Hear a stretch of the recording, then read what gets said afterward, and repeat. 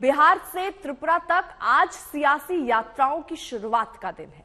बिहार में 2 यात्राएं शुरू हो रही हैं। नीतीश कुमार समाधान यात्रा निकाल रहे हैं। बिहार के 18 जिलों से उनकी यात्रा गुजरने वाली है। राहुल गांधी की पदयात्रा की तर्ज पर बिहार कांग्रेस की भारत जोड़ो यात्रा बांका के मंदार हिल से शुरू हो रही है। कांग्रेस के राष्ट्रीय अध्यक्ष खरगे इस कार्यक्रम का हिस्सा होंगे। उधर गृह मंत्री अमित शाह त्रिपुरा में बीजेपी की जन विश्वास यात्रा को हरी झंडी दिखाकर रवाना करेंगे। तो बिहार में सियासी यात्राओं की बहार दिख रही है। नीतीश कुमार जहां पर एक तरफ समाधान यात्रा निकालने वाले हैं, वहीं मल्लिकार्जुन खड़गे भारत जोड़ो यात्रा को और आगे बढ़ाते हुए नजर आ रहे हैं। अमित शाह भी इस सब में पीछे नहीं है, वो भी यात्रा के माध्यम से जनता से सीधा कनेक्ट बनाने की कोशिश में।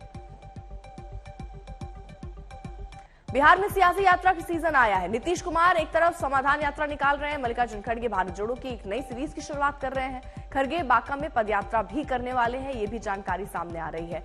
अब जो समाधान यात्रा है उसकी डिटेल्स आपको जल्दी दे दे। 5 जनवरी को यानी आज से इसकी शुरुआत, 29 जनवरी को इसकी समाप्ति यानी इसको खत्म किया जाना है और इसके लिए बाकायदा रूट बना लिया गया किन किन जिलों से, यानी 18 जिलों से देखिए ये गुजरने वाली है यात्रा। पिछले 3 दिन में जितने लोग मिले वो बता रहे हैं कि अभी से अफसर बुलाकर उनको चयनित लोगों को प्रशिक्षित किया जा रहा है कि भैया क्या बोलना है क्या नहीं बोलना है। तो इस पहली बात तो मुझे इस बात पे ऑब्जेक्शन है, इसको यात्रा क्यों कह रहे हैं। हर दिन पटना जाएंगे ही, वहां से उड़कर उस जिले में पहुंचेंगे, तो यात्रा किस हिसाब से हो गई। मतलब मुख्यमंत्री हैं, घर से निकल गए तो यात्रा पे निकल गए, ये तो उनका डेली का काम ही होना चाहिए भाई। मैंने खुले में चुनौती दी है, नीतीश कुमार जी अपने प्रशासनिक ताम झाम के बगैर एक गांव में पैदल चल के दिखा दें। एक गांव या एक पंचायत तो खुद से चुन ले जहां उनकी समझ से खूब काम हुआ है, वहां पर वो पैदल चल के दिखा दें। समाधान यात्रा किस चीज का समाधान? भ्रष्टाचार का, अपराध का, ये हमारे बच्चे नियुक्ति घोटाला का समाधान। जनता से नहीं मिलेंगे, जनप्रतिनिधियों को आमंत्रण नहीं देंगे, विधायकों को नहीं बुलाएंगे, तो किसके साथ बैठ के समाधान कर रहे हैं?